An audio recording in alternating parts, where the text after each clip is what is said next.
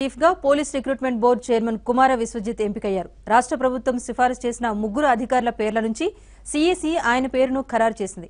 ఇటీవల AP intelligence chief AB వెంకటేశ్వరరావుపై వైసీపీ పలు ఆరోపణలు చేసింది. టీడీపీకి ఆయన అనుకూలంగా వ్యవహరిస్తున్నారని వైసీపీ నేతలు ఎన్నికల కమిషన్కు ఫిర్యాదు చేయడంతో ఈసీ బదిలీ చేసింది.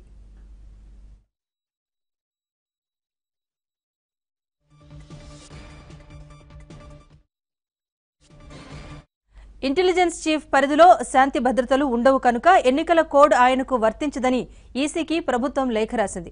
దీనికి ఈసీ అంగీకరించకపోవడంతో ప్రభుత్వం హైకోర్టును ఆశ్రయించింది.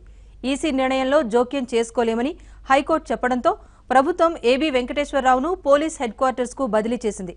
సీఈసీ అడిగిన విధంగా అడిషనల్ డీజీ ర్యాంక్ అధికారులు నళిన్ ప్రభాత్, కుమార విశ్వజిత్, కృపానంద్ త్రిపాఠి ఉజాలా పేర్లను సీఈసీకి ప్రతిపాదించింది.